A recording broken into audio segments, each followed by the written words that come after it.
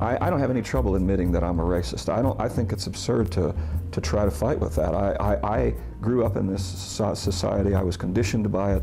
I think internally in my psyche I have grounded and rooted those attitudes, and I see it in me all the time.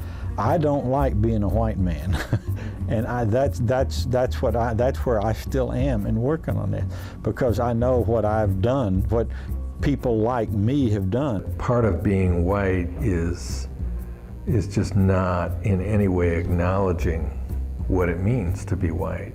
I have a white skin, and that with that white skin comes along a whole mess of privileges that I have, and I don't ask for them, they just are there. You have started to break the code of silence a little bit when you start talking about white people and you start talking about this stuff. And you find yourself suddenly all alone.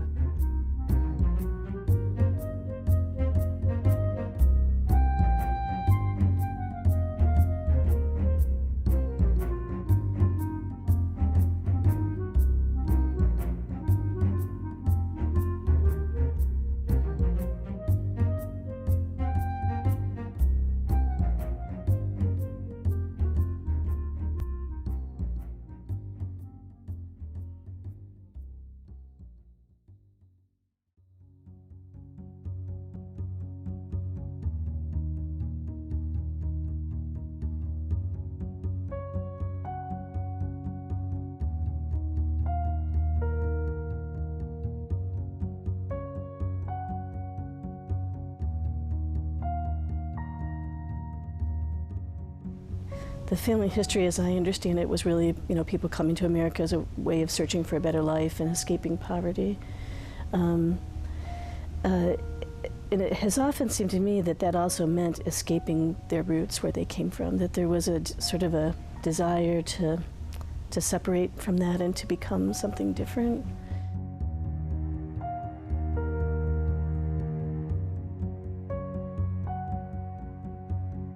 That I have Scotch-Irish ancestry with a little bit of German. I'm European, and I came over 250 years ago. My ancestors are from England and Germany. My ancestors are German and Russian and Scottish. In my father's side, it was Irish, and my mother's side, it was probably English, but I don't know a lot about her side. I'm French Indian. I guess you'd say I got a little Cajun in me. Ireland. Ireland. So do you identify as Irish? No, not really. I identify as an American. British, Scotch-Irish. Scotch. That's where my ancestors are from, supposedly, but hasn't had any impact on me. Doesn't mean anything. I think Pilgrims. When I think of where did I come from, I think Pilgrims. But no, but I'm sure somewhere down the line I am.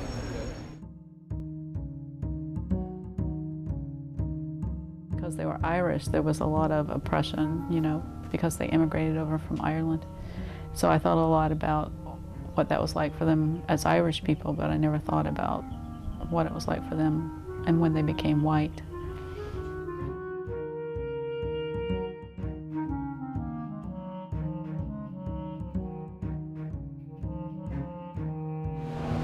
Well, you can only be something if there's something else to negate it, so I guess we became white. I guess we're white because there's a bunch of other races to set us off. So how did English people and German people get turned into white people? Came to America. By assimilation, by living, by living in the U.S. It's just the smorgasbord, I have no idea. I honestly have no idea. Do you know how they got turned into British and Scotch people? How those people got turned into white people? No. Have you ever thought about that? I'm not a history buff. I think culture did that over time. It's like certain words that we use in our language are not our words, or other nations, other words that come from other languages. How did the Irish get turned into white people then? That's a good question. I think a lot of it was early assimilation in the United States, a lot of European ethnics coming over, assimilating for a variety of reasons. Primary one being a desire to elevate their socioeconomic status. So to get jobs, to find places to live, a lot of the Europeans altered their last names to sound more mainstream.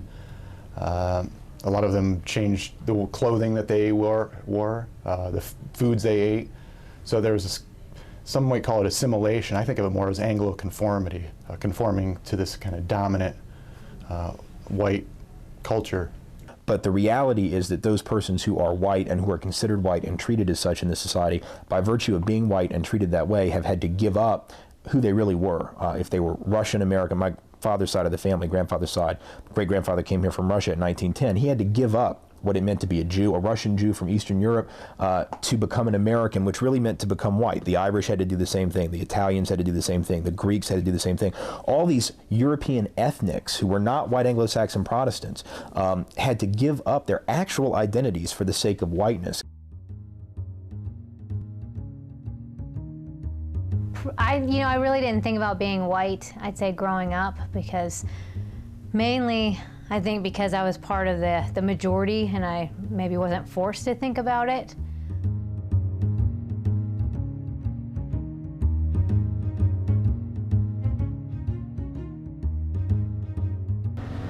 I don't think it means anything. It's just, some people might think it means better, but to me it doesn't mean anything but just the color of my skin, really. How often do you think about being white? Not very often. I really don't think about it a lot at all. Hardly ever. It's just me. Racially, do you see yourself as a white person? No, I see myself as a person. Person? So do you ever think about being a white person? No. Probably not very often. Not really. Sometimes I got a lot of black friends. Sometimes we make jokes about it and everything, but Not really. It doesn't matter to me whether I'm white, pink, or purple, or black. I don't care. It depends on the social situation. Sometimes I'll be the only white person in the room when it's reversed, when the tables are sort of flipped. How do you identify racially? Do you see yourself as a white man? I think that everybody is equal in the eyes of the Lord. So you don't see yourself as a white person? Not as much as most people. I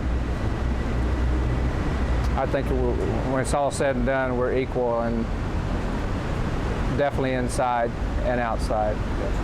But I don't know if I ever considered myself white or thought about it. At one point I'm sure I did, but I don't really have any recollection of when it was, which I think is a total reflection of whiteness, of never having to sort of contemplate why people treat you the way they do. To be white means to be a member of a dominant racial group in a society that I'd consider white supremacist. And to be white in a white supremacist society, not just a racist society, because that's almost too generic, to be white in a white supremacist society is to be able to have the luxury of oblivion, to be oblivious to the injustices, to be oblivious to racial privilege, to be oblivious, frankly, to one's own identity. So it is, in a sense, to be invisible to oneself. Well, I think to be white in this culture means to deny the reality of racism. And it means to deny the privilege that we have as whites. Most people who are whites don't want to accept that they are privileged because they are. People don't want to talk about being white because they know that at a deep level, even though they haven't even, some of them may not have ever talked about it with anybody or ever expressed it, they do know that they get a benefit from being white.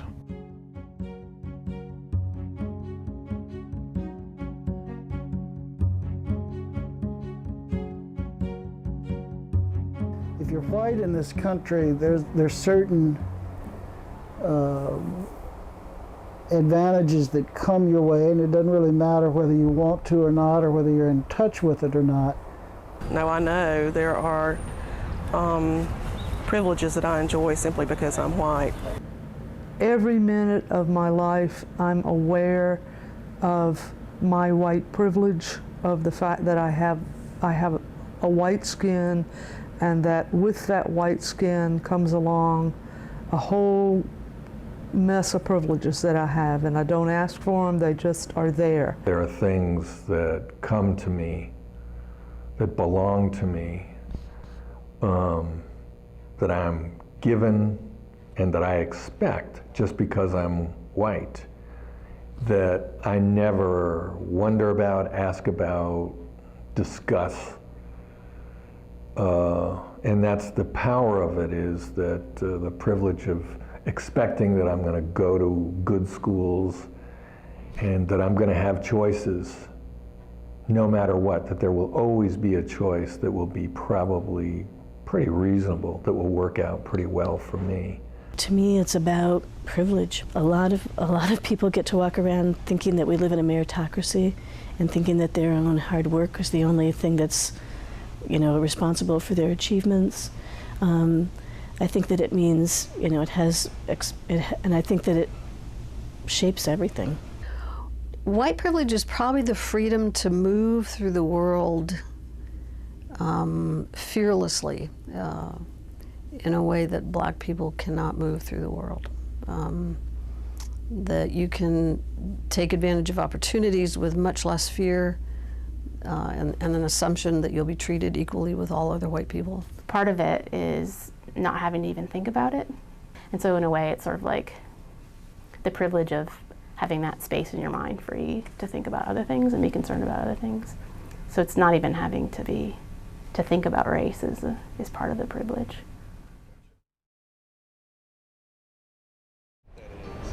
White privilege is being able to walk into a department store and not be followed by the detective. A friend of mine who's Asian American, she was very unfairly treated at a department store. She was at a cosmetics counter, and she had bought something and it came with a free gift. So the woman at the counter put the free gift in the bag, and my friend didn't know that the free gift had already been put in the bag, so she had grabbed the one on the counter and put it in the bag unknowingly. Just as the sweetest woman, wouldn't hurt a fly. And they called the cops on her, and she was taken to jail and arrested. I put myself in the same position that she was at, and I know there's no way I would have been arrested. I know I would not have been arrested. It's the assumption that when you go to buy a car that you're going to have the money. Well, it's the assumption that when you go into a real estate office looking for a place to rent, unless you wear raggedy clothes, it's that you're going to want to go into this nice neighborhood. You basically get to say what you want to, be any way you want to. You get privilege. You don't have to work as hard. You can slack off in jobs and still get promoted and still not have to worry about somebody coming after you. So whiteness to me is about privilege and access to information systems and people and power that you didn't earn. I went through a time where I was poor and I had to take care of my father, and I worked with about 100 African American men, and I was the only white male on the shop floor. And I was really horrible at this job. It was a metal grinder. I'd grind too much of it. I'd make big indentations. I was constantly messing up, and I was sure I was going to get fired. It was just a matter of time. And about 6 months into the job, the boss and a few of the managers come over. They're all white men. And I thought, this is it. This is the day I'm getting fired. And they came over and told me that they've had their eye on me and they think that I'm management material.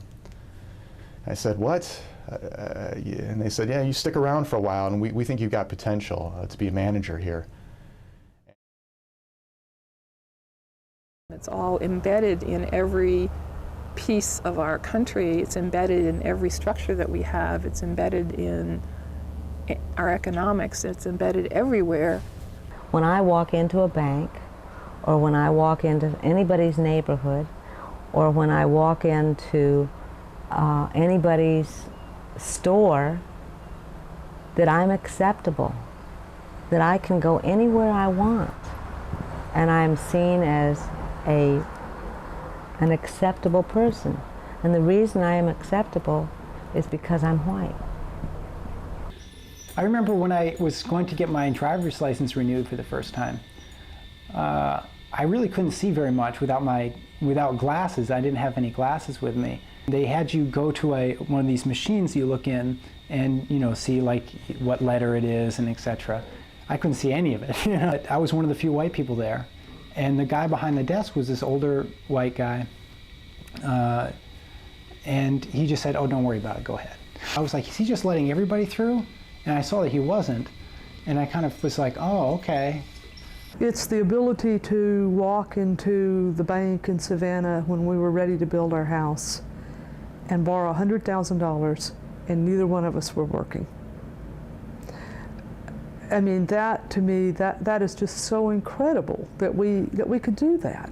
I mean, of course we had to present, we had to give them facts and figures and all that kind of thing, but if you were a person of color and you walked in and you said, well, we're neither working and they're going to loan you $100,000, I don't think so.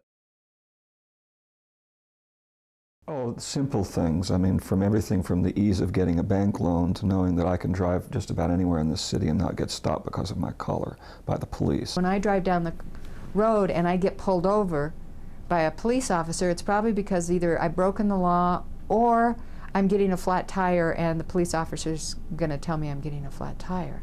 Well, when I get pulled over, I don't get tickets, I'm a white woman, middle class, in a minivan. I get pulled over all the time for speeding. And it's almost become a joke. And then, the police officers apologized to me for pulling me over, and I know if I was a person of color, that wouldn't happen, I know that I would be pulled over a lot more if I was a person of color because I speed every day. And so I get stopped, they look at my license, and then they let me go, I've experienced whiteness on the 3 occasions that I've been pulled over by law enforcement driving a car. One time I ran a red light, it was turning red, right? Another time I was speeding, and another time I had a headlight out. And every single time I got off with a warning. I never got a ticket for any of those things. It was privilege and whiteness, therefore, that helped get me off. And I think for the average person, it would be whiteness that would allow me not to even have to think about why. I could get away and thinking, oh, I sweet-talked my way out of that. I did, but I was aided by the fact that I'm white. They're not going to do a body check on me. They're not going to rip my car apart looking for a reason to haul me in. I'm not profiled.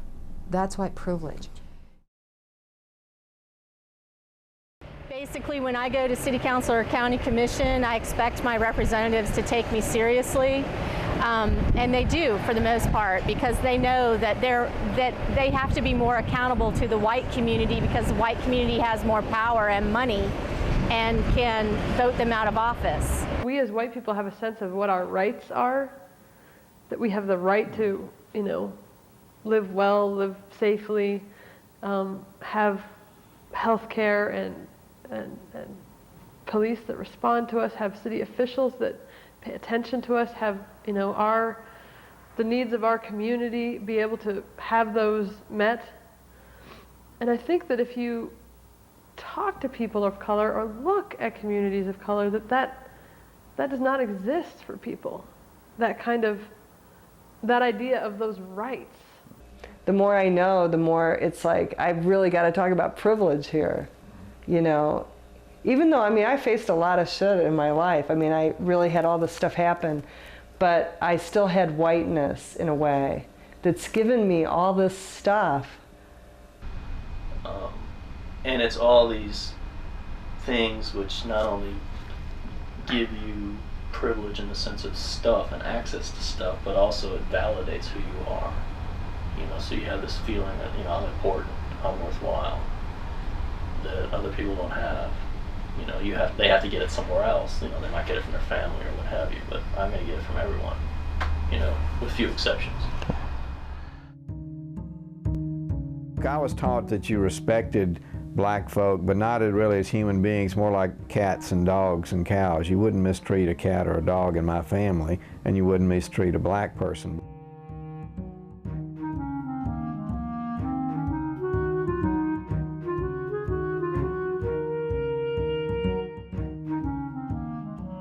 I don't have any trouble admitting that I'm a racist.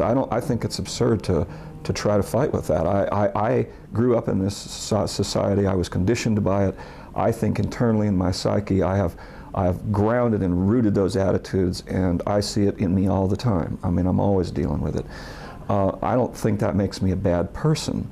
I don't think that means that I'm I've grounded in original sin or anything. It just means I've been well indoctrinated.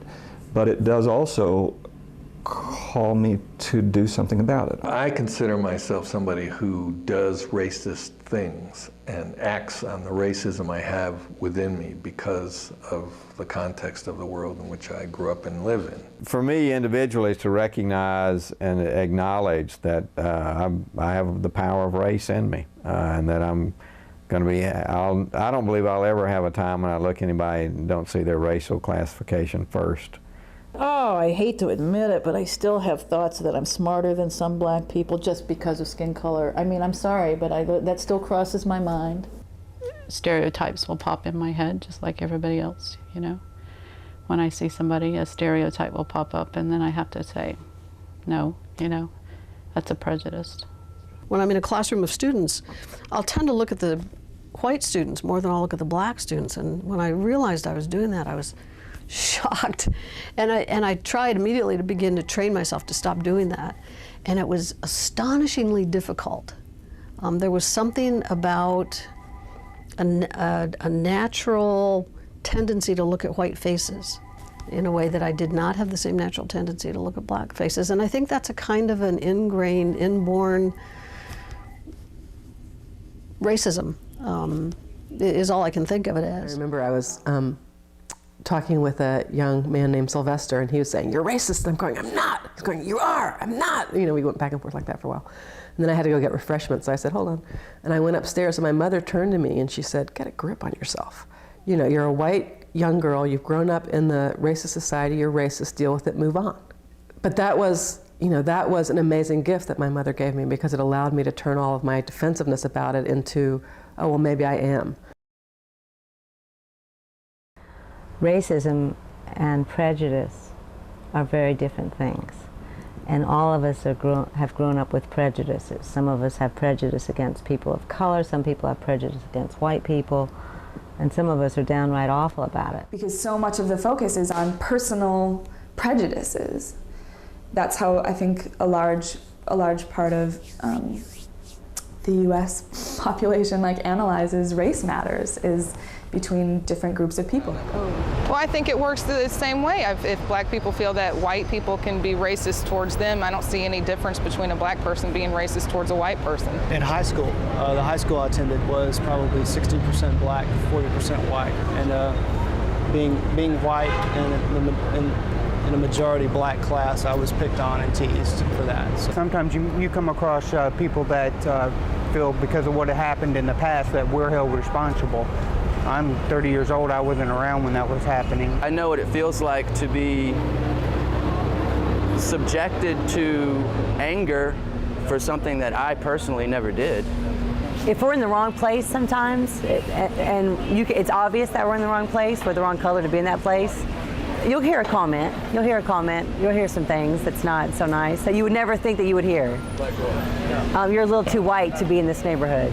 When I was teaching, I was not privileged because I had to interact with a lot of stereotypes about white people, and I had to deal with them on that level, but I was privileged in the sense that I got the job in the first place. I think that one of the key things to understand about racism is, like Malcolm X said, racism is like a Cadillac. There's a new model every year, and it's racism is a dynamic social construction, so it's always changing, it's always mutating. So people that say, well, there's no racism anymore, they're referring to racism as it existed in 1950 or 1920 or 1910. Racism permeates every aspect of our society, and it's made a world that we live in that's very unequal. It isn't what you personally did or did not do. And I think that's such a hard leap for white people to make, is it isn't something that I personally did, but it's something I personally have to work against. It ain't just a matter of who I am as a person or what I think or feel about other people.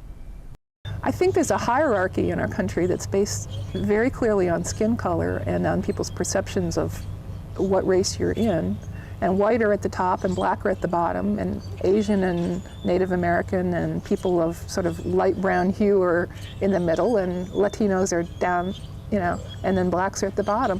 Racism is not simply about how we get along on an individual level, but it has to do with who has institutional and social power. White people have the political and social power in our society, and that is a given. And if you look at if you pick apart social and political situations, you can see that very clearly. I think it's quite obvious. Whites get privilege and experience the advantage of being in a system that thinks white is better than, you know, than folk of color, and so there's all this unearned advantage that's going on all the time.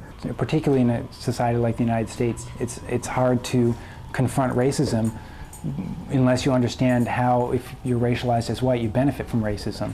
Just because I am white and have these privileges, I participate in a racist system.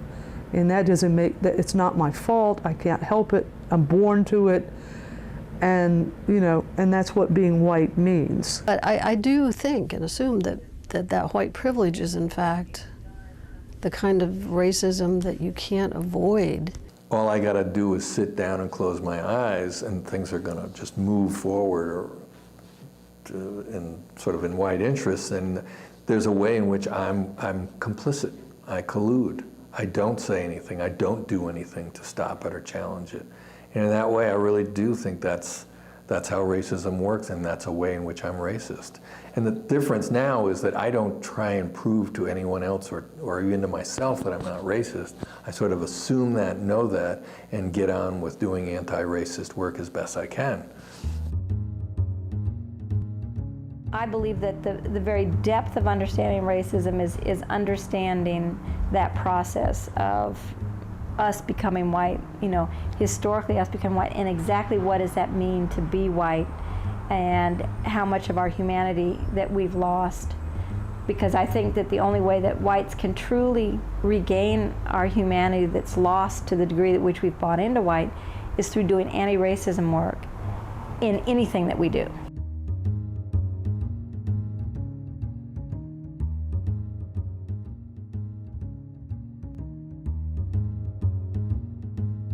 Like a lot of people, you start to learn exactly how messed up our society is in terms of racial disparity, and you realize that you're in the privileged class, you know? And especially for me, being a queer feminist woman, I in no way wanted to identify myself with an oppressor society, an oppressor group.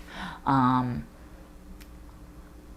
that was really hard for me. But calling myself white, that's been hard to actually say I'm a white person. It took longer than me recognizing that I was a white person, you know what I mean? Yeah. To go around and say I'm white.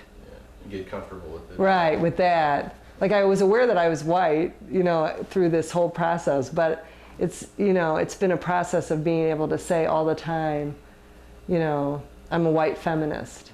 It's taking the onion and it's unpeeling the onion, you know, of how racism permeates everything around us. I am white. I am, you know, middle class, English speaking, and seeing that as tools that I can use, and also claiming my identity communally as part of this white community, and seeing that, you know, the work that I need and want to be doing is in the white community. What we have got to do is use the power that we have because of the privilege to kind of tear down those things in the system that hurt other people. For me, I haven't been able to give up white privilege because you can't until the system is eradicated. It's going to be there. But by struggling against it, by fighting against it, by consciously making a decision to turn against it, I can release myself. I can say to myself, you know what, I'm still receiving these benefits and that's horrible, but at least I'm out there doing something about it. And so there's a sense of freedom. There's a sense of being, of really claiming my humanity. As a white person, I have leverage. It's kind of funny because as a poor person, I never had leverage, but as a white person, I have leverage. And a woman, I didn't have much leverage either. But as a white person, I have leverage among other white people. They take what I say as being more valid. It doesn't seem self-interested to them. I mean, I have connections with the judge. I have connections with the guy in the bank. I have connections everywhere with people that have power who can make decisions around policy, you know, procedures, just all kinds of things. So at that level, I can use my influence. What has been a challenge for me, and where my greatest challenges have been, is on how I can personally use the positions that I'm in to help to change the institutions in ways that make it possible for them to really be allied with communities of color and accountable to communities of color, and where people who come to work in those institutions can begin to come into them without feeling like they have to code switch, or without feeling like they have to put on another persona in order to survive. There's this whole world out there that I had no idea about. And as far as I can see, people of color, the ones that I have been close to, and the communities that I've been around, have a lot more figured out about how to be human beings than white people do. I think because we're cast as oppressors, we've had to get rid of a lot of pieces of ourselves that are human, and it's deadened us to a lot. I mean, it's deadened our sympathies and our empathies and our heart to other people. I think that not knowing that you come into this world with all this privilege makes us, you know, doesn't make us good people, in the sense that it doesn't make us, I'll take that back, doesn't make us the people we could be. It takes away from who we really are as true human beings when we start applying when you start benefiting from something that you didn't earn and you don't acknowledge and you don't do something about. If you're going along with the status quo and you're not doing something to make change, you're part of the problem. And I think a lot of white people don't want to have that discussion. When we pretend that our school systems are okay and that the criminal justice system is okay and media depictions are okay, and we just go along with it, we are part of the problem. If I do nothing in this world because it is set up for me and mine, and because the systems operate for my benefit, then I am perpetuating that system. I am letting it go on. And I am benefiting every day from it.